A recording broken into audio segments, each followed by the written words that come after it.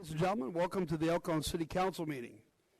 We have resumed in-person meetings with a limit of 50% public participation allowed. Until the time when we allow 100% capacity in the council chambers, citizens may continue to submit comments for items on today's agenda electronically. I encourage comments to be submitted early. They'll be read at the appropriate time during the meeting. Comments will be accepted up to the conclusion of the vote of the item. Comments can be submitted through the City of El Cajon's website, which is www.cityofelcajon.us. This will be under Agendas and Minutes. Go to Video Streaming, and you'll see a button to submit your comments. The meeting is now called to order. I'd like to ask our city clerk to please call the roll. All council members are present. Thank you. Would you please stand with me for the Pledge of Allegiance and remain standing for a brief moment of silence. I pledge allegiance to the flag of the United States of America and to the republic for which it stands, one nation, under God, indivisible, with liberty and justice for all.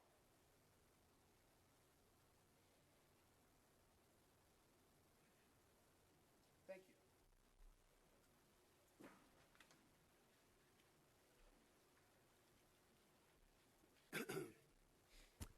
The city clerk posted orders of adjournment of the May 11th, 2021 meeting and the agenda of the May 25th, 2021 meeting in accordance with state law, council, and housing authority policy.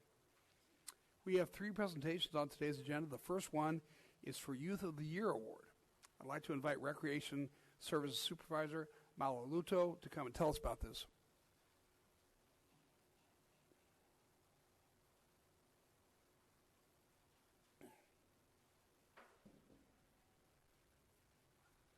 Hi. Good morning, Mayor and council members. Thank you for the opportunity for the Teen Coalition to present this year. We're missing some members today, but they send their best wishes and congratulations to the winners of the Youth of the Year. I would like to introduce you to Bianca Margot. Good afternoon, everyone, and thank you for having the Teen Coalition here today. My name is Bianca, and I'm serving as the chair of Teen Coalition. We are pleased to announce that we have selected 2 very deserving students to receive our annual Youth of the Year Award. The Youth of the Year Award is presented by the Teen Coalition to youth who exemplify outstanding leadership in their community, whether it's inside or outside of the classroom. We had several great nominations this year, and it was difficult to narrow our selections to just 1 middle school and 1 high school nominee. For our middle school nominee, the student was nominated by their school's principal for showing outstanding leadership in and out of school. Congratulations to the winner of our Middle School Youth of the Year, Alexis Foreman. I'd like to welcome Alexis and Principal Kempsey to the stage, please.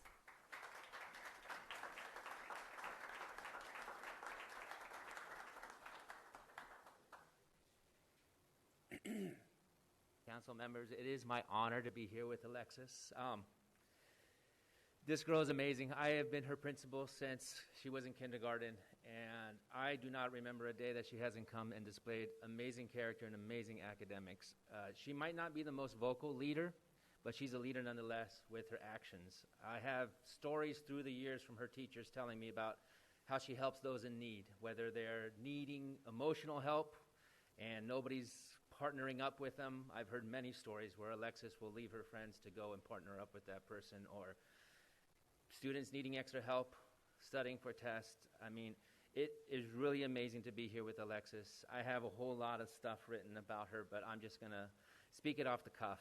It's easy to talk well about Alexis. She is consistently one of the best students that I've had, and it is a great honor to present her to you today, Alexis. Thank you so much. Hi, Alexis. Congratulations. Thanks. Oh, no. You don't get out that. Alexis, come back. You don't get out that easy. You got to say more than thanks. You got to say. Just tell us a little about yourself and how you got here. Well, I'm in 8th grade right now. Mr. Kempsey's been my principal since the beginning. And, yeah, I mean. Okay, well, that's it. I told you she wasn't a vocal leader, but her actions speak way louder than her words. Oh, she's humble. That's good. Congratulations, Alexa. Let me see if the council has any questions for you. Anybody? Are you going to be up here sitting in one of our seats one of these days? I think you might be.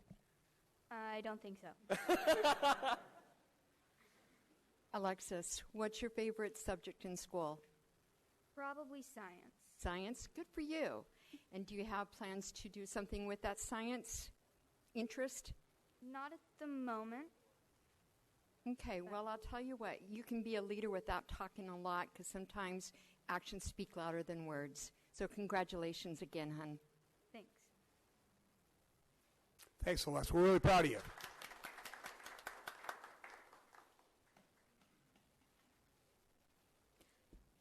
Now, for our high school nominee, this student was nominated by their AP English teacher for their academic achievements and leadership roles in and out of the classroom. Congratulations to our High School Youth of the Year, Belay Toma. I'd like to welcome Belay and Mrs. Hutchinson to the stage, please.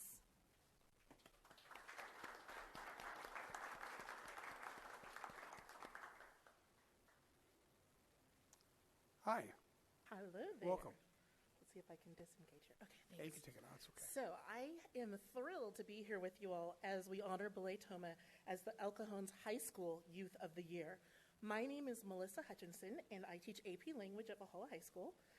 Belay is extremely deserving of this award as he embodies everything that you would hope for in terms of what a leader would possibly be. He's a leader in the classroom, always willing to participate, to articulate concepts that his peers may struggle with and help them out with that. He's available to both mentor and motivate his peers. I believe that more of the class of 2021 will participate in our democracy by voting in the next election due to Belay's passionate conveyance of the importance of voting to his peers. In addition, Belay is an integral part of Link Crew, which at Valhalla is basically that body that welcomes our new students, freshmen, transfer students, etc. And he is that role model that helps the students with guidance and support as they kind of connect and find their way in a new school environment. Belay is the total package. UCLA is so lucky to have him as a future Bruin. He is a scholar, a role model, a confidant, an advisor, a tutor, a therapist, and an aspiring political scientist. I am so proud to congratulate you as Youth of the Year. Hi, Blake. Congratulations. Thank you. I just wanted to say thank you for this award. Mrs. Hutchinson, thank you for all the time that, we've been, learning. And I know for the second half of our year, COVID kind of interrupted that, but we were still able to make the most out of it and prepare for our test. And our class had a 100% passing rate, by the way, for the AP test, and that was online for half of it. So that's like a huge accomplishment, but I just wanted to say thank you for giving me this award, and hopefully I'll be sitting up there with you guys soon. What's the age requirement? 18 and be able to vote. Oh. I might do something soon then. Thank you. Thank you so much. Thank you. Oh, yeah.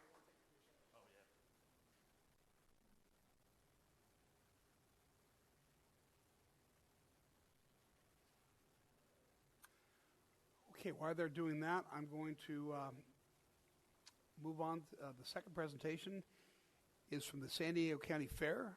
Chief Business Services Officer Katie Mueller will be here, and she'll tell us all about it. Hi, Katie. Hi. Good afternoon, Mayor and council members. Thank you so much for your time today. My name is Katie Mueller, as I was introduced, and I'm the Chief Business Services Officer at the Del Mar Fairgrounds. What a year it's been. So it's felt like an eternity, but we had to unfortunately cancel the 2020 and 2021 San Diego County Fairs.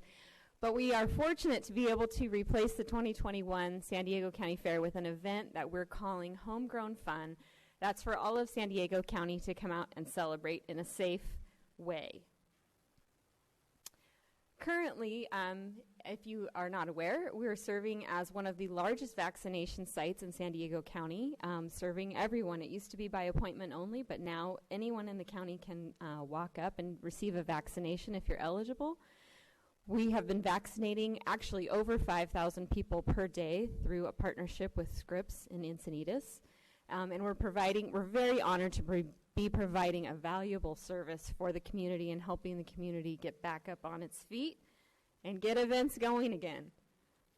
So with that, we have quite a reduced footprint as the vaccination station is requiring a couple of our major halls as well as our main parking lot.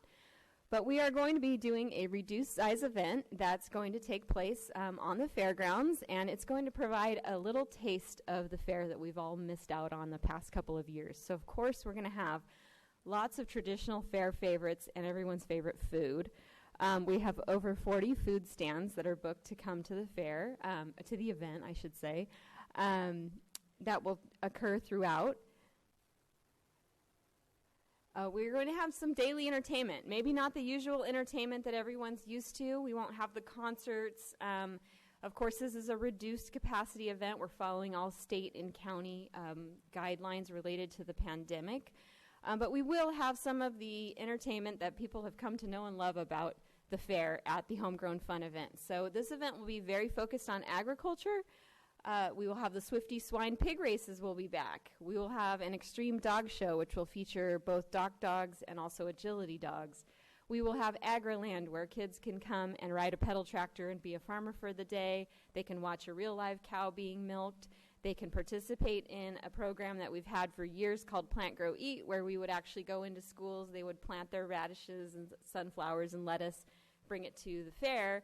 This year they can come to Homegrown Fun, plant their seed, and take it home with them. We'll have make and takes where folks can come and participate in a fun craft to take home with them. We will have a couple of rides. Everyone wants to know, are you going to have a carnival? Well, not a full carnival like we usually have, but we will have a Ferris wheel and we will have a carousel. We'll also have Happy Day pony rides for all those kids that have been missing out on getting that pony ride experience. We'll have contests every single day. We'll have a variety of different contests as well as demonstrations. Unfortunately, we're not able to have our traditional competitive exhibits program this year with the amount of planning and getting together to judge and that kind of thing, but we will have demonstrations inspired by things like woodworking and flower arranging and home arts. We'll also have a number of strolling entertainers, including musicians. We'll have magicians. We'll have jugglers. So just a few pictures. And then we'll be bringing back our retail shopping experience. So we'll have 3 halls that are filled with showcase shopping experiences, including outdoor shopping and a model railroad and giant bugs on display. We'll also have some highlight fair merchandise in our gift shops available. Of course, all indoor county and state COVID-19 guidelines will be followed. We'll be celebrating agriculture in a big way, as I mentioned earlier. We'll have various displays about avocados, coffee, cut flowers, and some of the other popular commodities that are grown here in San Diego County. And we'll also have Sudsy's Barn, which is up there on the left, which is just a fun way to encourage adults and kids to practice good hygiene and hand washing. It won't be open to the public, but we will have a junior livestock show and auction. So members of FFA and 4-H will be able to bring their projects that they've been raising all year to the event, and we will have live in-person judging. Of course, again, we have a COVID plan that's been approved by the county with all kinds of protocols being followed. We'll have a one-day contest, as I mentioned before, and fun on-the-spot contests, and then again, those demos. We will have a junior livestock auction, which will be on Saturday, June 26th, and it will be virtual, so anybody can register to sign up to purchase an animal. Finally, on the 4th of July, we'll be having our traditional fireworks show.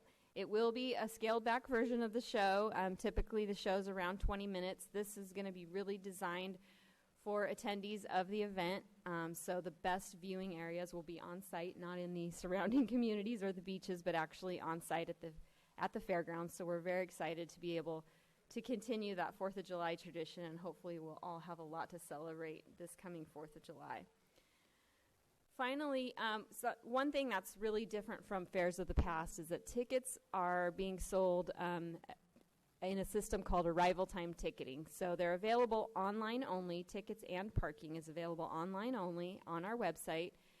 And you will tell us when you purchase your ticket what time you plan on arriving at the event. And we'll be selling a limited amount of tickets per time slot. so that we can accommodate more people and we can keep traffic flowing in those areas. So we also encourage rideshare, or we're partnering with the North County Transit District, who has a great deal for $12. You can use their transit and also receive admission to the event. So admission this year is only $12. So it's about 50% of what has been in the past. Parking also is only $12, and children 5 and younger are free. So it's turning out to be a great event. We're really excited about it. As I mentioned throughout the presentation, we'll be following all guidelines and restrictions. We do have a COVID plan in place with the county that's been approved. And we're just being flexible, rolling with the punches. As things change and adjust, we'll be adjusting with them. So I appreciate everyone's time this afternoon and letting me be here to present. Thank you. Thanks, Katie. Let me see if there's any questions for you before. All right. Any concerts? No concerts this year. We were a little uncertain a couple of months ago what the state of affairs was going to be, so we didn't have enough time. But we'll be back in 2022 with our traditional fair programming. And to get all the information about this event, go to our website at sdfair.com. Well, thanks, Thank Katie. you. Appreciate it. The last presentation is America on Your Street. I'd like to invite Director of Parks and Recreation, Mr. Frank Carson, to introduce his staff to us. Hey, Frank. Mayor, Council, thank you. In a second, I'm going to introduce Heather Carter, Recreation Services Supervisor, to introduce you to the America on Your Street concept. I think you might have seen some street banners or some other things, some postcards that have gone around, but marketing it to all different areas of the city. As you know, we have had to cancel America on Main Street. We had to cancel a lot of our events. Our most popular event, Haunt Fest, we've had to cancel. We are planning on bringing it back this year, but last year we had to cancel Haunt Fest. We did have July 4th, as you know, last year. We've had movies in the park, but what we haven't been able to do is connect with our community throughout the summer, and that's something that we wanted to do. And we tasked, or our city staff tasked our supervisors with coming up with a different concept, and Heather was one of the leading voices behind this concept, so I want to give her the honor of introducing it to you and showing you how it's going to roll out to our community. Heather? Thank you. All right, so as you know, several years ago we created America on Main Street as a way to bring our community together and celebrate the diversity throughout our community. And unfortunately, obviously, we couldn't do that this year due to COVID guidelines, but we still wanted a way to bring the community together, so we thought of doing a smaller scale event, and that is America on Your Street. So what is America on Your Street? It's basically a neighborhood block party. We're encouraging all El Cajon residents to host a block party in their own neighborhood this summer, just to come together, connect, and have fun, because we all need that after the year that we've had. Neighborhoods will have a chance to win a free visit from our award-winning rec squad. They will show up with games, equipment for the block party, and lead games for the kids, and just help make the event a success. And they'll also help shut down the street for them. So how does it work? Any resident of El Cajon, Incorporated El Cajon, can go to our website at cityofelcajon.us/AOYS, and they can take a short survey. Once they complete that survey, it will enter them to be a winning America on Your Street neighborhood. We will then do a random drawing to choose 2 neighborhoods from each district, and they will get that free visit from the rec squad, and all permit fees will be waived, and all the assistance they need will be here for them. They'll then choose a party date, invite their neighbors, and they bring the food, family, friends, and we bring the games and the knowledge that they may need for an event. So what if a neighborhood is not selected as a winner? We do still want to encourage them to have their neighborhood party. So we have created on the website at that cityofelcajon.us/AOYS again, there is a neighborhood party planning guide that will help guide them through creating their own neighborhood party. And then I also brought up a few resources we have here too on the website. We made postcards that people can print, door hangers, so it makes it super easy for them to have their own party. And like Frank said, we do have banners throughout the city you may have seen. You'll also see this in our summer rec guide that just came out last week and was sent to all the schools in Cajon Valley. We also have postcards like this. Angela has those. I think she handed those out to you already. And we'll be handing those out in our parks and promoting this. And word of mouth, of course, is always the best way of promotion. So if you guys could let your districts know about this awesome opportunity, we would love that. I want to say thank you to Kaiser Permanente. Due to some of their funding has enabled us to be able to do this. And do we have any questions? Any questions? Michelle? So it says that you're picking 8 parties to have the rec squad come Yes. up. So is that like 2 parties per district? Yes, exactly. So during the survey, they will say what district they're in, and then we'll choose randomly 2 parties per district. Okay, and is there any way that once you have chosen those 8 parties that you could maybe let the council know Of course. which ones? Yes. Because, you know, I could always show up and Yeah, get free that- dinner or something, you know. Or maybe your own neighborhood will. I don't know. We're mostly older.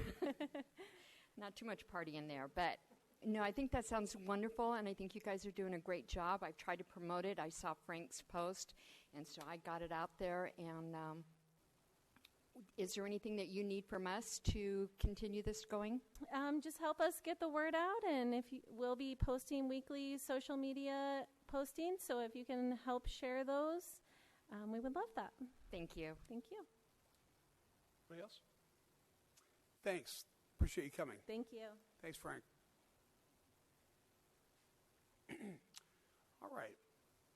Agenda changes. Staff, do you have any agenda changes? Mr. Mayor, no changes to the agenda. Council? Brings us consent items. Consent items are routine matters enacted by one motion according to the recommendation listed below. With the concurrence of the City Council, a council member or person in attendance may request discussion of a consent item at this time. Council members, do you wish to pull any of the consent items? No. Staff? No, sir.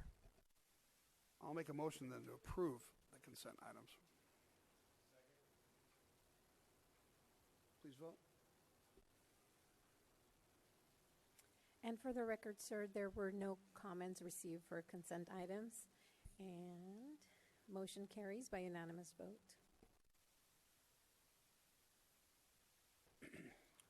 All right, we're now at public comment. At this time, any person may address a matter within the jurisdiction of the City Council, Housing Authority, successor agency to the El Cajon Redevelopment Agency that is not on the agenda. Comments relating to items on today's agenda are to be taken at the time the item is heard. State law prohibits discussion or action on items not on the agenda. However, City Council and Housing Authority members may briefly respond to statements or questions, and an item may be placed on a future agenda. Angela, did we receive any comments for public comment? Yes, we have one comment from Ivan Andujar.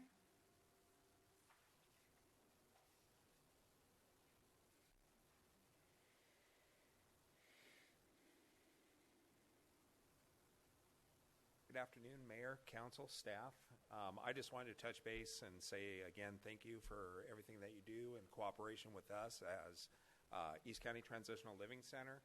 We got our lumber delivered today, so it is plugging along for the 2 new dorm buildings. And so we are looking for the lifting of the mandates so we can get a multitude of people in there, especially all the contractors in one spot, to get these things built within, we're shooting for, I think it's 24 hours.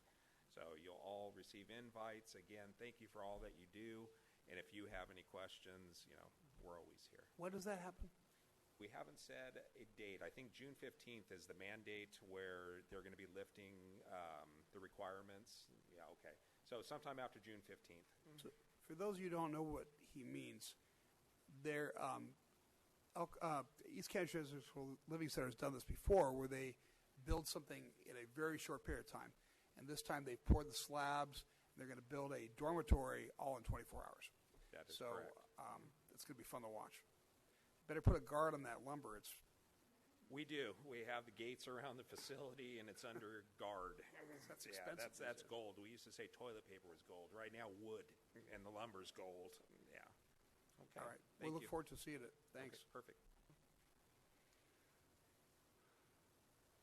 All right, there are no written communications on today's agenda, and we are now at public hearings. We have 4 items to consider. Item 7 is for delinquent refuse collection charges, and staff, will you please tell us about this? Hi. Hey, good afternoon, Mayor, City Council. I'm Dennis Davies. I'm the Deputy Director of Public Works.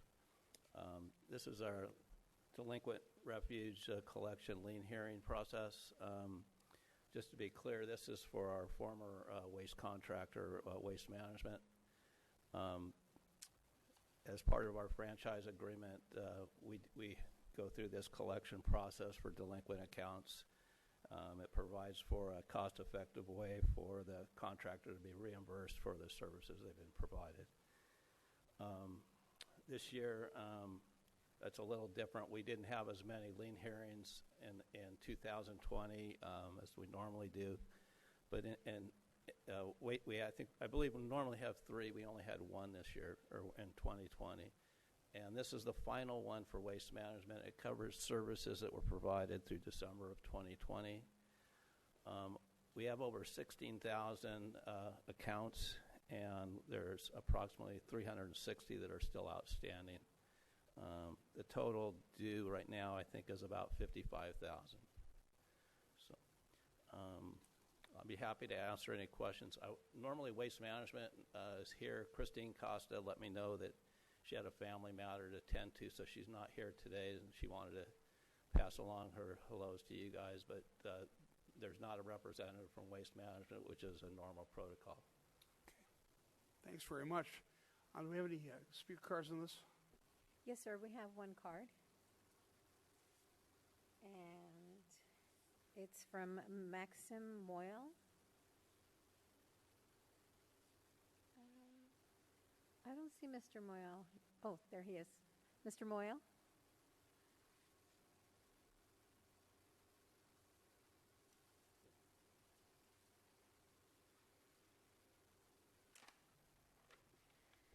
Hello, sir. Hi. Welcome. I own 3 homes here in Cajon, and sir, I'm having trouble hearing. Could you maybe take that out? Yeah, thanks. I built 3 homes here in Cajon. I'm renting them, and the rental agreement specifies that the tenant pays for all utilities, including trash, water, sewer, and everything. And I have 1 bad tenant that he's getting evicted. He's supposed to be out, and there's a bill here for the waste management. You know, he owes me over $10,000, and I don't see any. I have not signed any contract with the waste management company. I don't even know these people, and they want to file a lien against me for the tenants using the waste management for his trash. So I can't see why they're going to be filing a lien against my property. I don't have no contract with them. And Staff, do you want to handle this?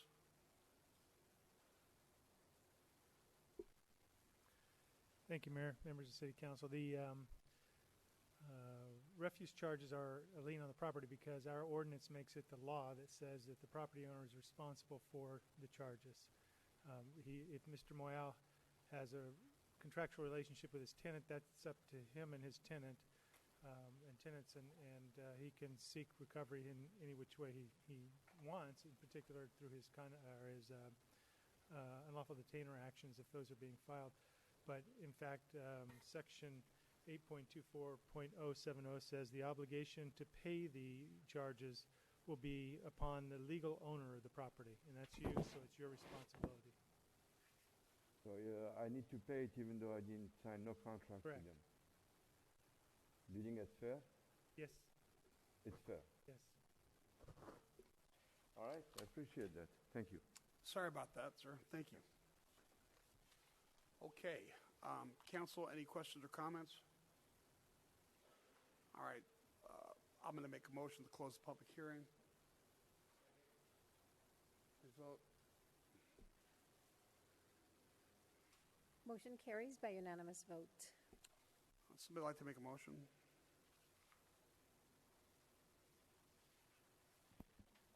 Move to adopt the next resolutions in order confirming the list of property owners as delinquent in the payment of their mandatory trash service bills, and authorize the city clerk to record the amount owed as a lien on the property, and forward the list to the county tax assessor for billing on the next property tax bill.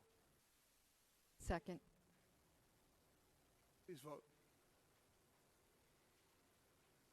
Motion carries by unanimous vote.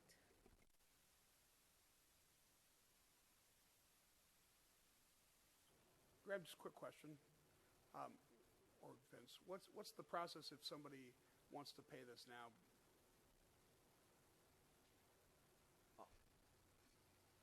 Well, Mr. Foley can correct me if I'm wrong, but they have the ability to pay up until the day we actually go and file the lien. So they have some time. Couple days. Couple days. Okay, so if anybody saw their name on this list, you have a few days to get this taken care of. Okay. Item 8 is amendment to the 2021 RTIP program, and I'll ask staff to tell us about this, please. Hi. Good afternoon, Welcome, Mayor and council members. This item that's before you is an amendment to our 5-year Regional Transportation Improvement Program. It's a 5-year list of program of projects. And as you know, the Transnet is a voter-approved half-cent countywide sales tax that helps fund regional and local transportation projects. There are 6 accounts that we're making adjustments to. And they're listed in the resolution and in the agenda report.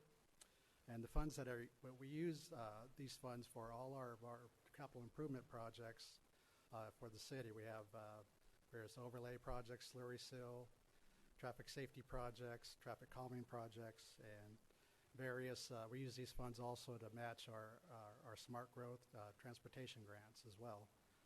And with that, I conclude my item, and if you have any questions, I'll be happy to answer them. Let me see if there's any questions for Mario. No, thanks. Thanks for presentation. Right. Angela, any speaker cards on this? We have no comment cards received.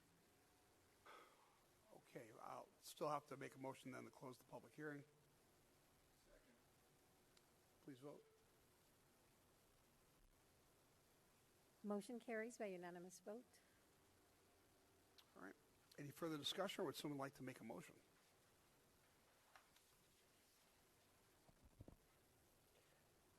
I'll move to adopt the resolution approving the amendment.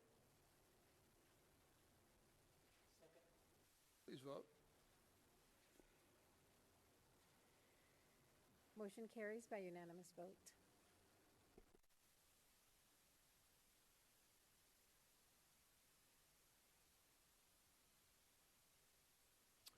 Okay, the third public hearing, item 9, is regarding outdoor dining on city sidewalks. And staff, will you please tell us about this? Hi, Tony. Welcome. Good afternoon, Mayor, City Council members. If anything, the pandemic has reminded us of the importance of working with our business community. In this respect, the City Council relaxed certain zoning code restrictions, certain zoning code standards to allow restaurants to operate outdoors with a no-fee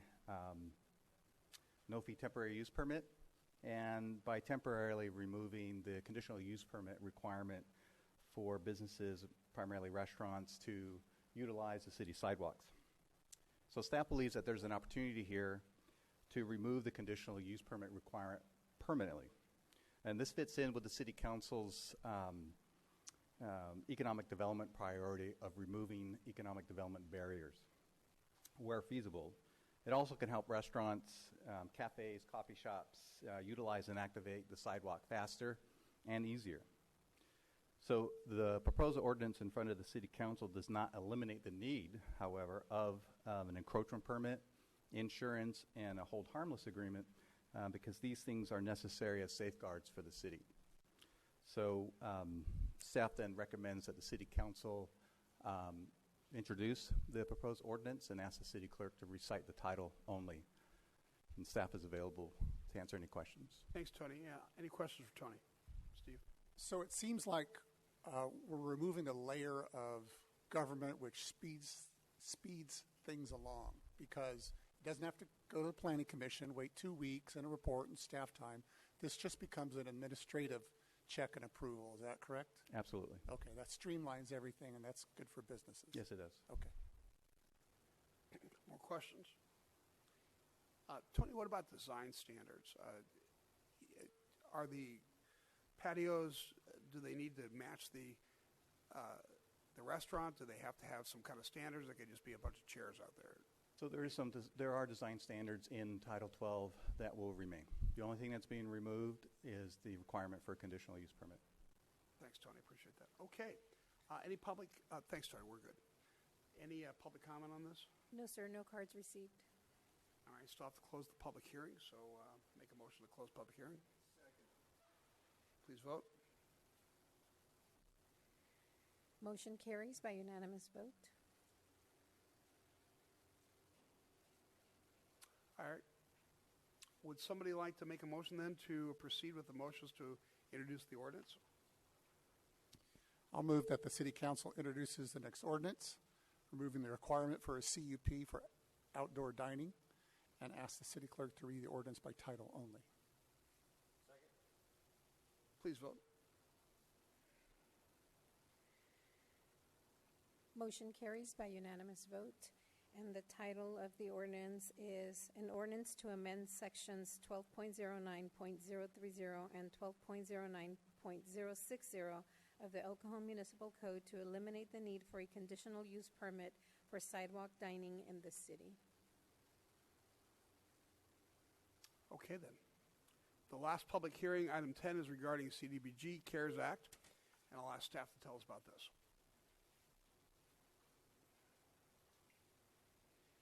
Hi. Nice to see you. Nice to see you too. Good afternoon, Mayor and council members. Today's public hearing is the third amendment to the fiscal year 1920 one-year action plan for allocating the remaining CDBG CV3 funds to projects and programs. Let's see. So you may recall that HUD has provided us with two separate tranches of CARES Act funding through the CDBG entitlement program. All of these CARES Act funds must be used to prepare for, prevent, or respond to the coronavirus. This slide shows the earlier allocations of CDBG CV funds and the CV3 funds that have been allocated so far. In the first round, it also shows some total expended and remaining balances and some performance numbers. We've talked about these recently. In the first round, City Council authorized the allocations of 100% of the first round CV funds for new rental and utility assistance programs and for emergency shelter and an emergency motel stays program for homeless individuals and families. The second round of funding, referred to as CV3 funds, totals $1,009,000 and change. The City Council has previously allocated $200,000 of the funds for continuation of the Emergency Motel Stays program and for additional rental and utility assistance. Those allocations were formalized in the public hearing in January 12th of this year. Through April 30th, 866 individuals and another 103 households have received assistance through these programs. Move on. So, in the April 13th City Council meeting last month, staff presented an update on homeless programs in the city. Staff reported on several programs and provided feedback to you on the Motel Stays program, which was considered to be less effective than others in helping many of homeless individuals obtain permanent housing. From that meeting, City Council gave staff direction to continue focusing efforts and available funding to programs that address homelessness in the city, including exploring a modified emergency motel program that will result in homeless individuals and families attaining permanent housing. We also talked about support for the emergency shelter program and facility at ECTLC and working with East County Homeless Task Force on regional efforts to address homelessness. Since the April meeting, staff worked with HomeStart to design a new model for the motel program that will focus on shelter and services for higher functioning households, those households that will be more housing ready and housing focused. The modified motel program will include 2 housing navigator case managers to oversee the program, which will provide temporary shelter stays in motels and intensive housing placement services. The goal, of course, is attaining permanent housing and increasing income for these folks. The program will rely on existing relationships with a number of different motels in the area, therefore reducing the impact and burden on any one motel provider or area. This will also have the effect of freeing up of available shelter beds in other programs. Staff is also actively working with neighboring jurisdictions, including the county, on a regional approach to jointly addressing homelessness in East County. Based on the direction given from the April meeting and public input we received and staff's analysis of existing programs and needs in our community, staff is recommending allocating the remaining CV3 funds for programs to assist homeless and those at risk for homeless as follows. As you can see, we are recommending funding the Modified Emergency Shelter Motel Program through HomeStart in the amount of $400,000. This program is estimated to assist 50 households over the course of a year, at least a year. Could go longer if the funds are still available. Staff also is recommending $100,000 to East County Transitional Living Center's Emergency Shelter Program. This funding is expected to act as bridge funding to ensure the shelter remains open throughout the year with no gaps in funding. The regular CDBG program does provide funding to them, but is typically used during the coldest months of the year. This will keep the shelter open throughout the year. Staff is further recommending $10,000 for the Home Delivered Meals Program operated by Mama's Kitchen. This program will deliver medically tailored meals to critically ill clients and their dependent children in El Cajon. These individuals are at much higher risk for complications from coronavirus if they were to become infected. The program expects to serve 35 critically ill El Cajon residents with this amount of funding. This program has reported that they saw a 70% increase in demand for their services over the past year because of COVID, 70% regionally. And finally, we are recommending that the balance of the CV3 funds be allocated for assisting in the acquisition and or rehabilitation of a facility for shelter or possibly a navigation center. The funds will be leveraged with other available funding and potentially in conjunction with other jurisdictions. The funds will be reserved until an appropriate facility, operator, and funding sources are identified. Staff will return to City Council with a plan for further discussion and direction once a potential project is identified. With that, we are recommending the adoption of the third amendment to the annual action plan and allocating and appropriating this CDBG CV3 funding for the activities listed here. And we're happy to answer any questions. Thanks so much. Questions? Thanks, Jamie. Great report. I have some questions. So currently we have one housing navigator now, correct? Correct. And so we're going to go to 2. We're going to go to 3. 3. Perfect. Okay. And then you talked about the hotel motel. You were going to focus on one facility, one hotel motel? No. They have existing relationships with currently somewhere between 3 and 5 motels. Most in El Cajon. There is one they worked with outside of El Cajon, and I'm not sure if they're still working with them. And are they all being utilized right now? Perfect. And then you talked about wraparound services. What type of wraparound services are we talking about? Are we talking drug rehab, mental health services? The folks that they are targeting have to be housing ready, housing focused. They have to come into the program with a housing plan. The services will include whatever supports they need to increase their income, to obtain permanent housing and maintain permanent housing. The other supports some of the funds will be used for rental assistance where needed. Some will be used for the motel portion, which is costly in and of itself. There's also, Homestart has access to a multitude of services, and they really know how to leverage funds in other programs they already have. So and they also mentioned in their proposal that they would be conducting follow-up to make sure they stay housed. Perfect. One last question. You talked about rehabbing a facility. Which facility are we talking about? That is an idea I think the city manager would like to talk to you about.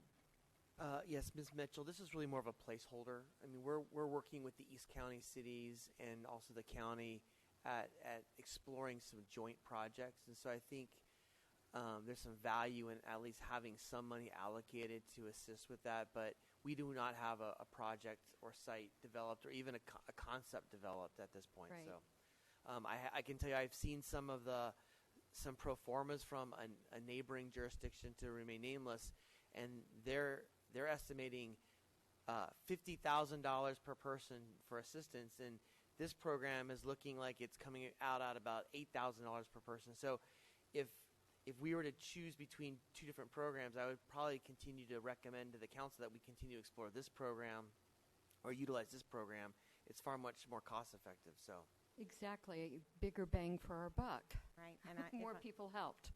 Right. And if I may say, that's about $8,000 per household, so more than one person. That's wonderful. And these services are being promoted. How would the public know about getting services? Are they being contacted?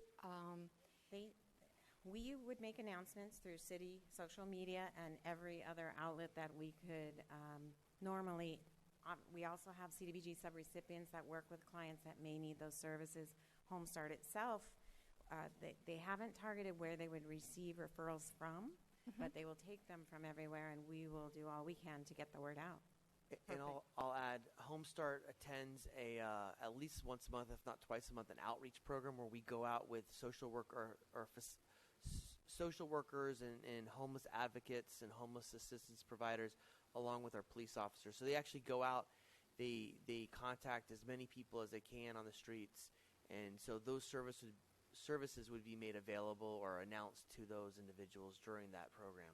Okay, so we're doing a lot of outreach. The city is doing a lot of outreach, contacting residents that they, need the services and helping them get into housing. Right. Our current housing navigator is out there with the outreach teams on Fridays, and she knows where to refer people to. So people that are ready for this program, yeah. Thanks, Karina. You're doing a wonderful job. Appreciate it. Thank you. Any other questions, Steve?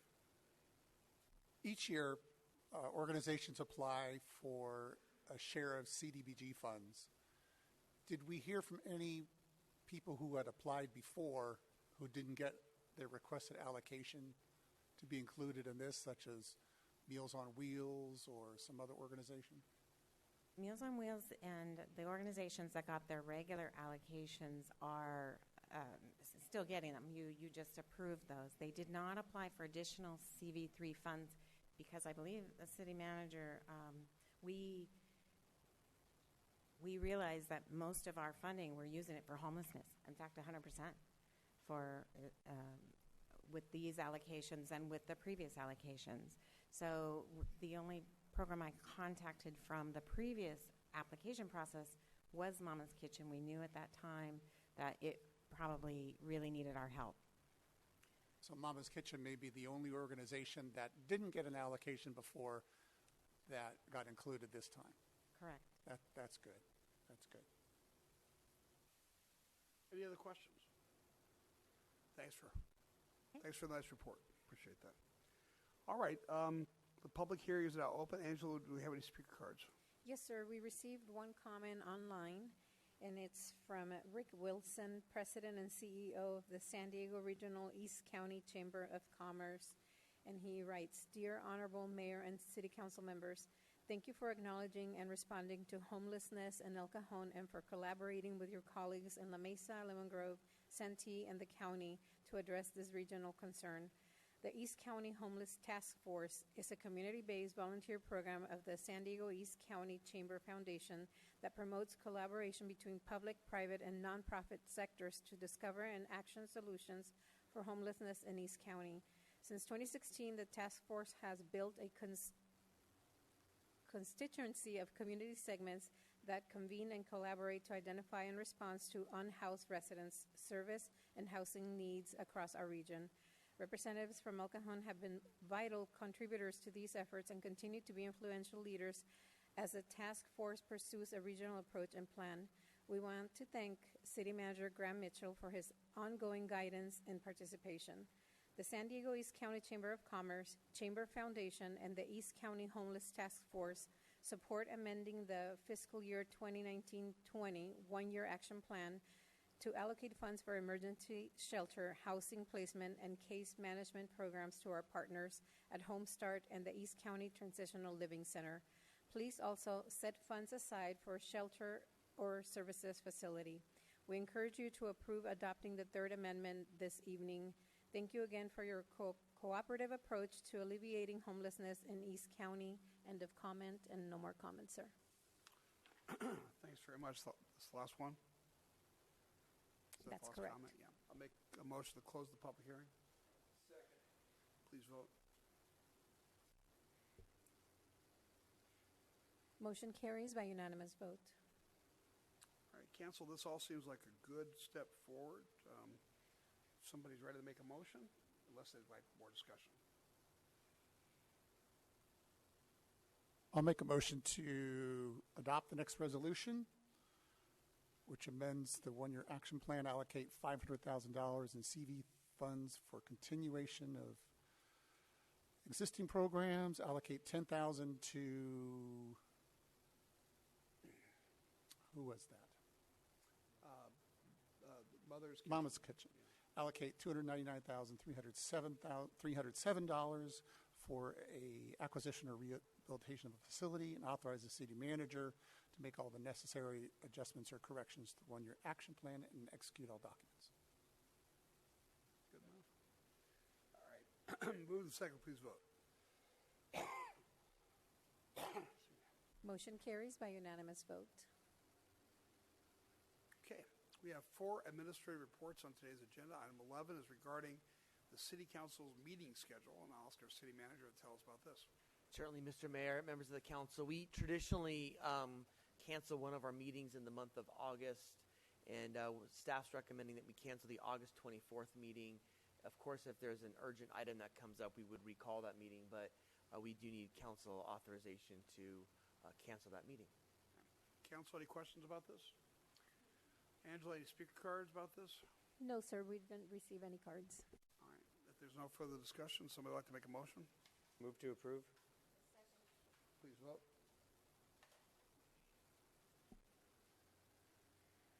Motion carries by unanimous vote.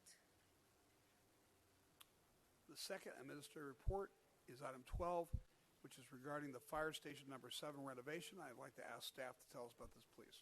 Hi.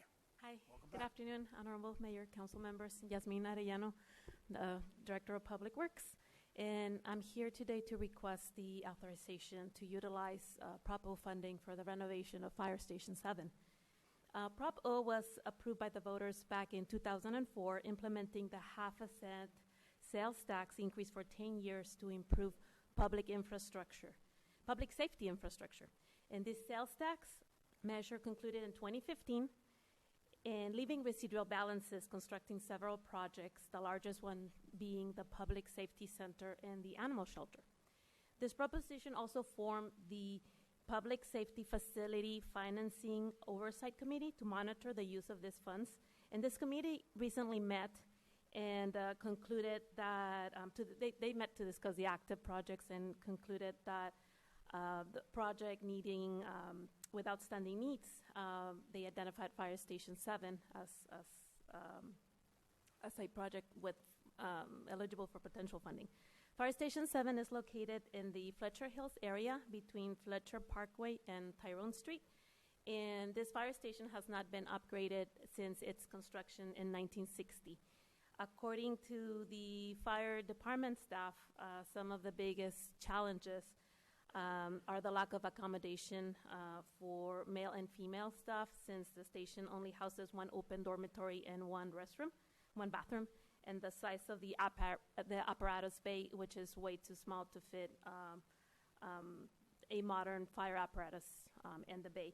And having visited the facility, I've witnessed that when there's a fire engine parked in the apparatus bay, there's only about a 6-inch gap from the top of the fire engine to the frame.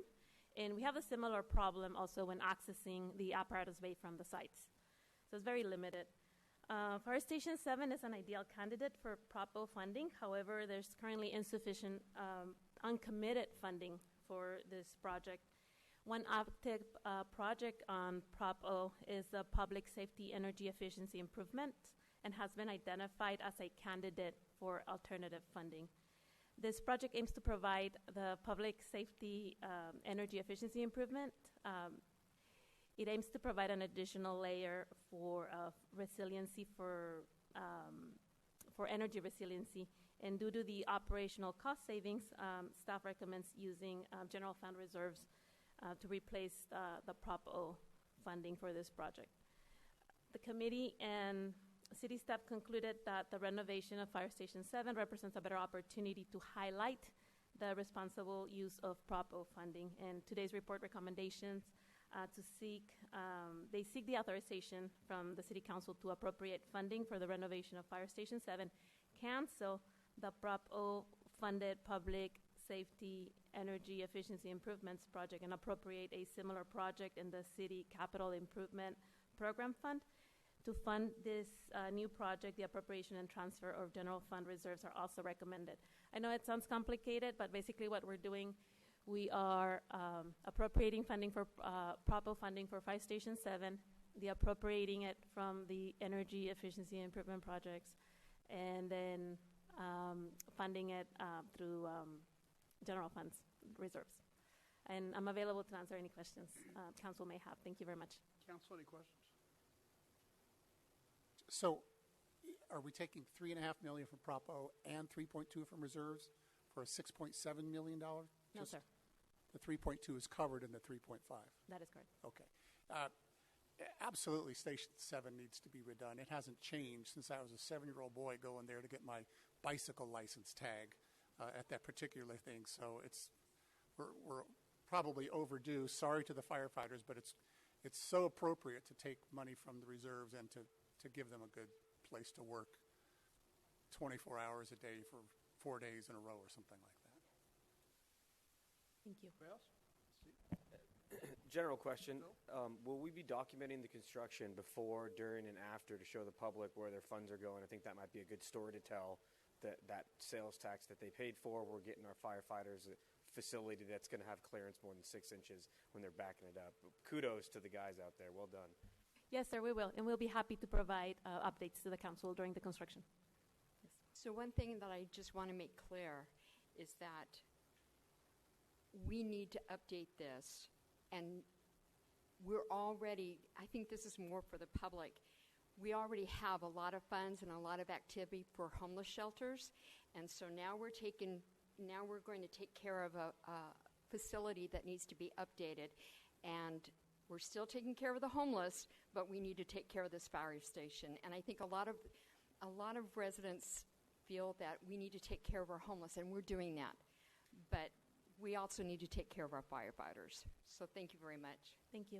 I think it's important to note as well that this was a sales tax measure that the public approved, the voters approved, and I think this is delivering on what the council promised to deliver them, and actually we delivered even more than what was promised. So this will be a really good way to finish out those funds, a great capstone project. I think it'll be a great way to maybe celebrate the conclusion of the voters trusting this council with those monies. Well, thanks. Nice report. Thank you. Angela, any speaker cards for this item? No, sir, no comments received. All right, then, looks like a pretty open and shut case, but somebody like to make a motion?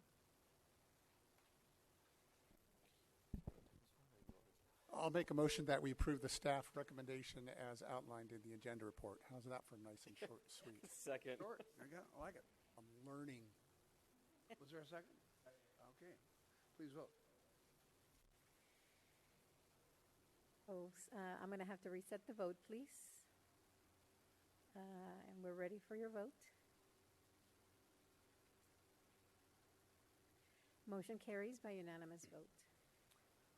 All right. The next administrative report is item 13, which is an update on the redistricting process. David? Okay, good afternoon, Mayor and Council members. My name is Dave Richards. I'm a Senior Management Analyst with the City Manager's Office. Following the 2020 census, the city must review voting district boundaries to ensure that they align with any changes in the city's population and demographics. So tonight, I'm going to be giving an overview on the redistricting process, where we're at with the selection of a consultant, some basic redistricting laws and principles, the project timeline, and the next steps. In 2016, the residents of El Cajon passed Measure S. The measure transitioned the city from an at-large voting district system or voting system to a district-based election system for council member seats. The mayor's seat remains elected at large. In order to develop the map back in 2016, we held 4 public hearings where 125 people participated in the process and over 160 maps were submitted. That ultimately led to the adoption of our current district map, which was adopted in June 2017. And it's important to note that that map was actually developed using 2010 census data, but supplemented with 2017 demographic data, or estimates, I should say. So what is redistricting? Redistricting is the process of adjusting city council voting districts so that each district has substantially the same number of voting-aged residents. The courts have held that an equal population, by definition, must be less than 10% deviation from the lowest to the highest voting district populations. Because the city now holds district elections, we must evaluate and potentially adjust the voting districts every 10 years following the release of the centennial census data. Ordinarily, this information comes to us in March.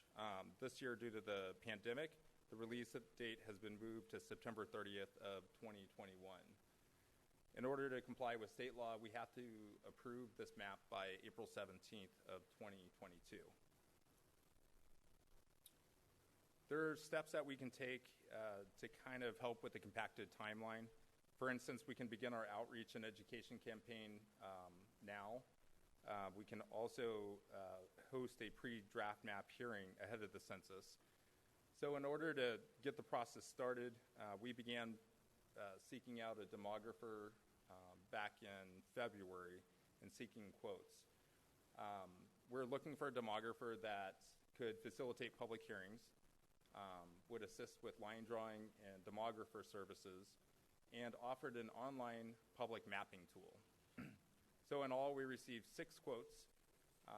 Of those 6 quotes, the lowest qualified responsive bid was from NDC, or National Demographic Corporation. So we also asked the consultants for 2 scenarios. The first scenario, as you'll see on the image on the left, is if the populations are still equal within the districts and no redistricting services were needed. That scenario would cost about $4,500.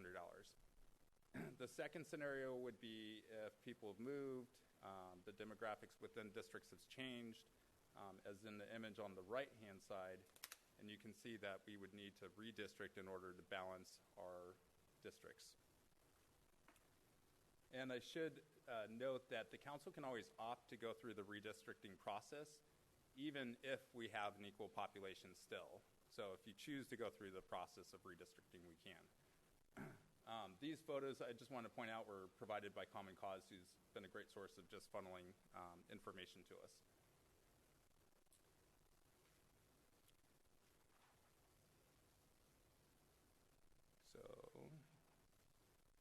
there are several laws that impact or define the redistricting process. At the federal level, we have the Federal Voters' Rights Act, which essentially prohibits racial gerrymandering. Gerrymandering is the process of manipulating voting districts in order to favor a political party or a race.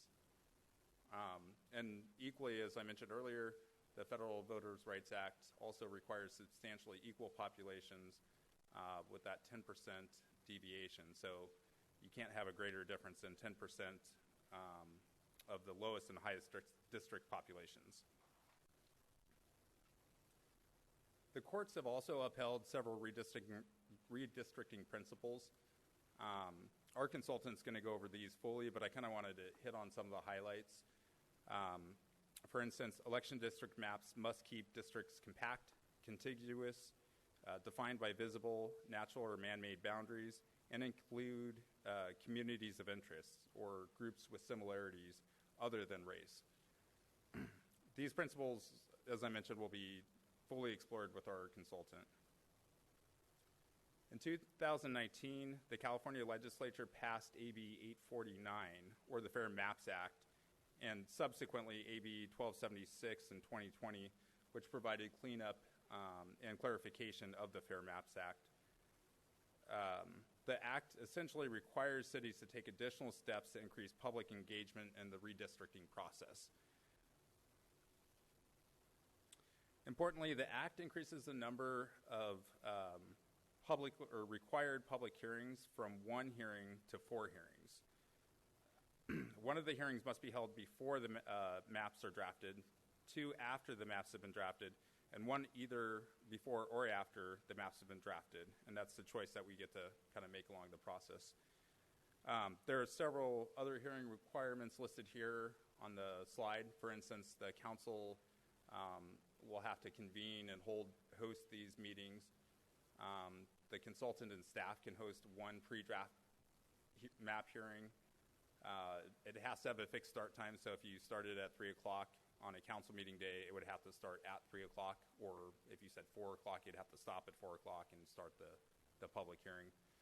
One of the hearings have to be after hours, either 6 p.m. on a weekday or on a weekend.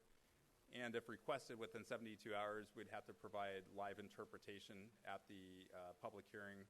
And it's important to note, at the last go-around when we established districts in 2017, we actually provided live interpretation, so this is not something we're unfamiliar with.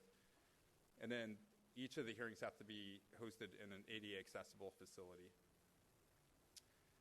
It also outlines some specifications for a web page. So we'll have to have a redistricting web page. It has to provide an area for interested citizens to sign up for more information, to provide public comments. It has to provide some general information about redistricting. It has to host our calendars, notices and agendas, hearings and or recordings and summaries. Hearing recordings or summaries, and then maps that are considered or adopted. And it has to have some information in other languages.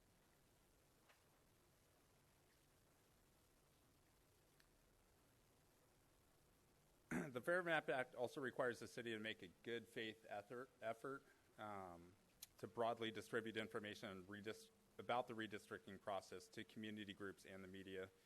And finally, the Act establishes several notices. I put a couple of them up here. There's a 21-day waiting period after the census before we can approve or post or create a draft map. And then the final draft map has to be posted for 7 days before it's adopted. As for timeline, this month we hope to secure a contract with the demographer. And then between now and September, we hope to begin our outreach and also host a pre-draft meeting or meetings, depending on which one we choose. And then between October and January, after we receive the census data in September, we'll start to draft our maps and then hold post-draft map hearings. And then between January and April, we hope to present a draft map to you guys for consideration and approval by that April 17th deadline.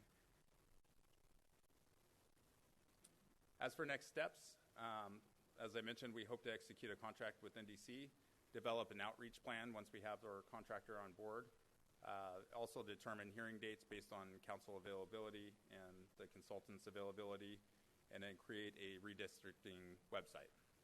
And with that, I'm available for any questions you may have. Thank you. I appreciate that. Questions? Michelle? Hi, Dave. Hey. So I have a question. I know that on your timeline, you talked about putting together that's fine. Begin your outreach, and once you get the demographer to establish the steps that you're going to take. But have you done any preliminary discussions on how are we going to get the public engaged? I'd like to see out of 105,000 people, more than 125 people be involved in the process. And I know that we've had some community groups contact us to be a part of this redistricting process.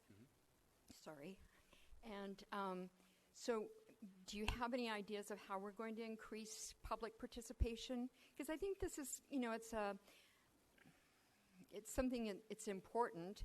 And this past year, we've had a lot of time to sit back and think about things because we've all been at home.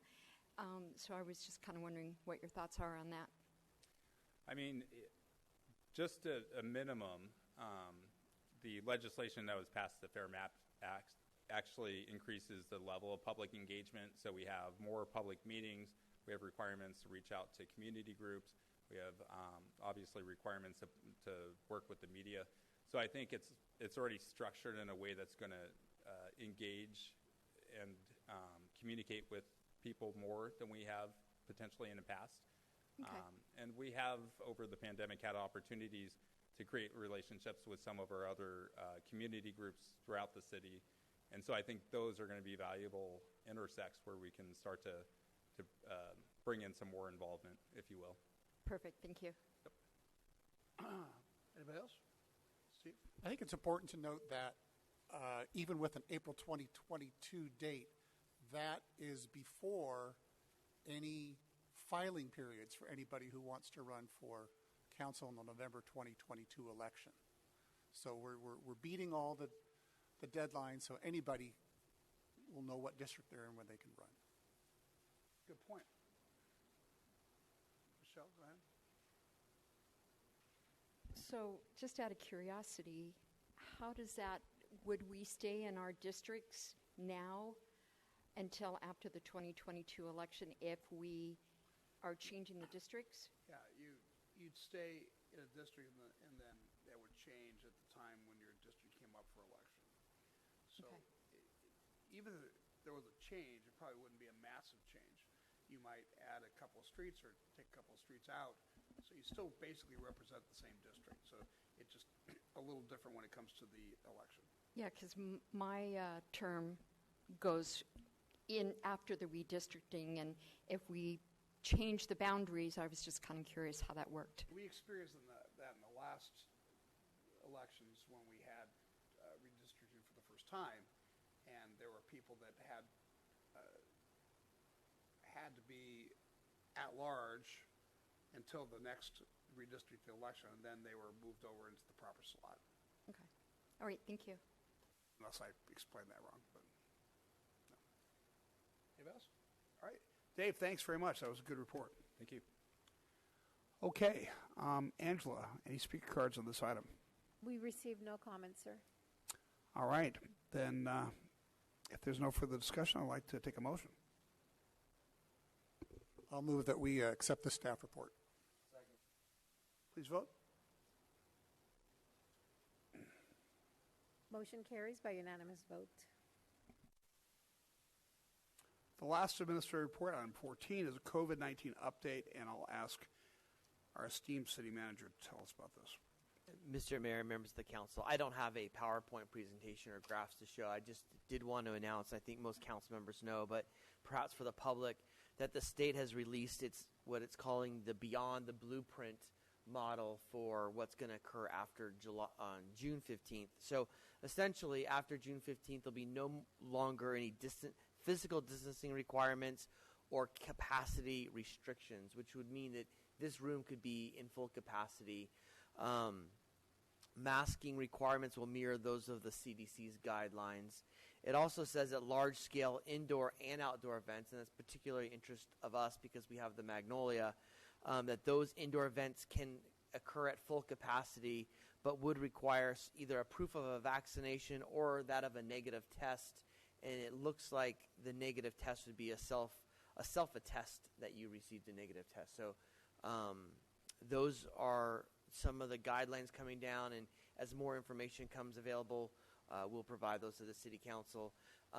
Although not on the agenda, I am assuming at some point this council will want to go back to its regular business pre-pandemic mode in terms of how we receive comments and how we fill the auditorium. But not on the agenda tonight, but we should probably have a conversation about that at some point soon. Yeah, let's put on the next agenda to discuss it. Certainly. Okay. Any speaker cards on this item? No comments received, sir. Any questions? I have a question. Could you check, because I thought the mask requirement or the COVID test was for venues of 5,000 or more. Yeah, there is some venue requirements. We'll get some more information at the next council meeting. I think we're okay at the Magnolia to run. Correct. It's 5,000 or more that I think's had the restrictions. Correct. I mean, Live Nation still may have some Live Nation requirements. They haven't indicated that, but that could always be a possibility. But they have not, in our recent meetings with them, have not indicated that they plan on doing anything above and beyond what the local health ordinance requires. Wonderful. All right. Any more questions? Somebody like to make a motion?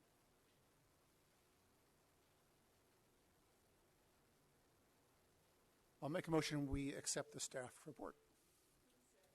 Please vote. Motion carries by unanimous vote.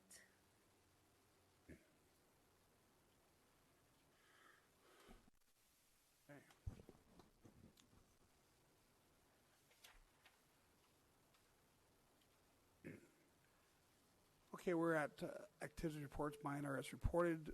Councilmember Mr. Goebel. I'll add one thing to my report, and that is the advanced water purification. We hit a milestone last week, and it's something the council should be aware of. We approved the $70 million budget for fiscal 21-22. More importantly, in about a couple of weeks, we're going to have a press conference that the JPA, which is the City of El Cajon, Padre Dam, and the County of San Diego, are accepting a $375 million loan from the U.S. Environmental Protection Agency at a 35-year rate, a 35-year term at 2.35%. That covers about 60% of the total project cost. It's a great program. The costs have escalated because of the cost of materials, just like anything else. The cost of steel has gone up 300% just in the past year. And that's a big risk, but we think by the time we're ready to start construction next year, that will come down to just 150%, not 300%. But we have an off-ramp next February where it's a go, no-go decision. So we're continuing to move forward. And next February, I'll let you know whether we're a go, no-go for putting shovels in the ground. Excuse me, Mayor. We have item 16 to consider. Did I miss item 16? You know, my script doesn't have that. It's right after your activities report. It's the legislative Oh, yeah, report. no, there it is. I'm sorry, I missed it. Okay, item 16 is well, let's go ahead and finish councilmember reports, and then we'll come back to that. All right. Gary? As reported. Phil? Michelle? I have one change. I tried to attend the East County Homeless Task Force meeting on youth homelessness, but for some reason the meeting, well, I know why it didn't happen. So the meeting didn't happen, but I tried. Okay. Then item 16, legislative report with Assistant City Manager DiMaggio. Thank you, Mayor, members of council. It's certainly forgivable to skip over this since we haven't done it in a while. But I was just worried about what's going to happen. As well you should be. It's 4 pages long. It's in your packet, but I do want to take this opportunity to go over a few things. We're about halfway through the session, and if you'll notice, interestingly enough, all but one of the bills in the 4 pages are proposed by one party, and this is the result of having supermajorities in both the Assembly and the Senate, and these are bills that are of particular concern to the League of California Cities and are of particular concern to how we do business. And most of the activity by the minority party kind of goes into the suspense file almost immediately, including the one that Mr. Kendrick asked us to look at the last time we had a legislative report about increasing penalties for stealing items off of people's doorsteps, the so-called Amazon bill. So let me just real quickly go through a couple of these. They are significant, and in just yesterday, several of these took major steps forward. The first one, SB 8, this would extend the Housing Crisis Act that we're currently involved in complying with from 2019 to 2030. It was originally scheduled to go from 2019 to 2025. This would extend it another 5 years, and that has some triggers that we would have to be particularly cognizant of as it stands right now. Now, this is it's in the 3rd reading of the Senate, so it's likely to pass the Senate, will go on to the Assembly because it originated in the Senate. Probably the most significant one on this list took a giant step forward yesterday is AB 989. This establishes a state-level housing appeals committee that if you as the city council deny a housing project through either that's brought to you through a conditional use permit or another discretionary permit like a tentative map, that decision can be appealed to a state housing committee that can overturn your decision, even though you're making the decision for this community. That just went to a 3rd reading in the Assembly, so it's likely to go through the Assembly. We don't know what the future holds in the Senate. Major, major issue there. AB 1401, this would prohibit the local government from, including our zoning code, from imposing minimum parking requirements and enforcing minimum parking requirements for any residential or commercial or other development that's within a half a mile of transit. So obviously our transit area specific plan, our trolley locations, any project within a half mile, which is quite a distance when you think about it. Any project within a half mile of those locations, we would not be able to enforce parking requirements, on-site parking requirements. That went to a 3rd reading in the Assembly, so that's likely to pass the Assembly, and will go on to the Senate. Again, status unknown as to how successful it will be there. The SB 621, now in the Senate, SB 621, will eliminate discretionary approvals that you can mandate for the proposed conversion of hotel or motels to permanent housing sites. So somebody acquires a motel in town, they want to convert it to permanent housing, and as long as they restrict some of those for lower income units, you cannot require a discretionary permit, only ministerial, which of course you can't condition. So this was originally scheduled, now this has an uncertain future because it was originally scheduled for a hearing to go through the hearing process, the Committee of Government, and it was canceled by the author.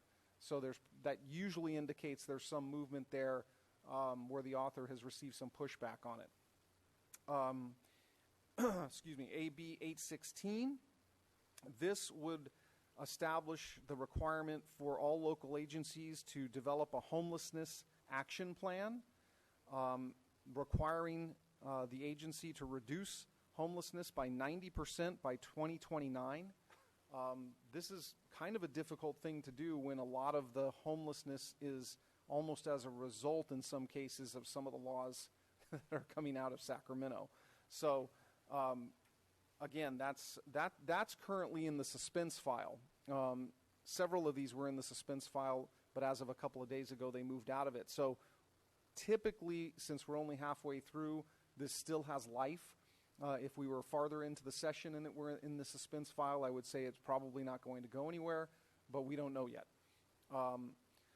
Just two more I want to point out. SB 2, this measure basically eliminates qualified immunity for police officers. So again, it's more of the state legislature really making the job difficult for law enforcement officers that usually when they act in a professional capacity and something happens, they have qualified immunity in most cases, not in all cases. But this would eliminate that entirely.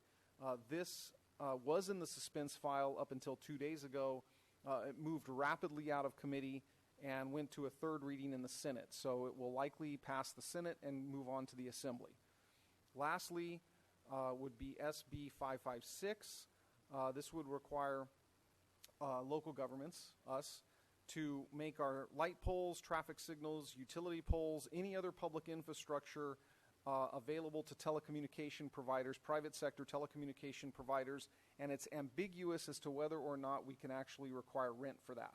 It would just basically be, as it's reading right now, that we would have to allow space on those infrastructure utility poles for them to attach antennas and their own infrastructure. That has passed the Senate, and it's currently in the Assembly. So this is just a sampling. All of those that I highlighted are opposed by the League of California Cities. They are doing their best through their lobbying efforts to oppose these, but they're not being very effective as they have been in years past. So in each of these cases, particularly the ones that have gone into the third reading, I think it would be wise to submit a letter of opposition if that's the council's desire. We can make that happen. And I'll be happy to answer any questions on the ones I spoke about or any of the others that you saw in the 4 pages of bills that, that are going through the process. Yeah, questions? I think we should talk about writing letters of opposition. Okay, we can do that. Any objections to that? You have our... I'm sure it's going to shake them up in Sacramento, but right, we don't. I'm willing to do that. Right. So Mayor, understood. Mayor, could we have a motion, a second, and a vote on that? Yeah. Please? Let me just see if on the letters. Yeah, I can make a motion to leave it to Vince's discretion to write the appropriate letters. Second. Please vote.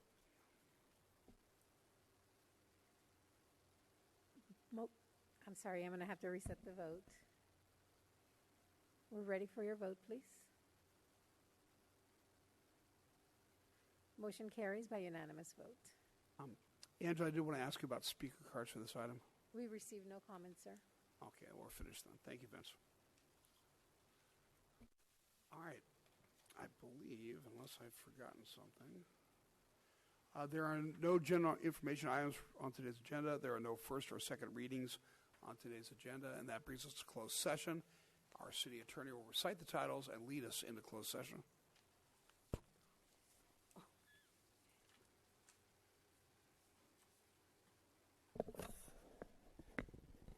Thank you, Mayor Wells. There are 2 items for the City Council for closed session today. Both of them are conferences with legal counsel. First one is for anticipated litigation.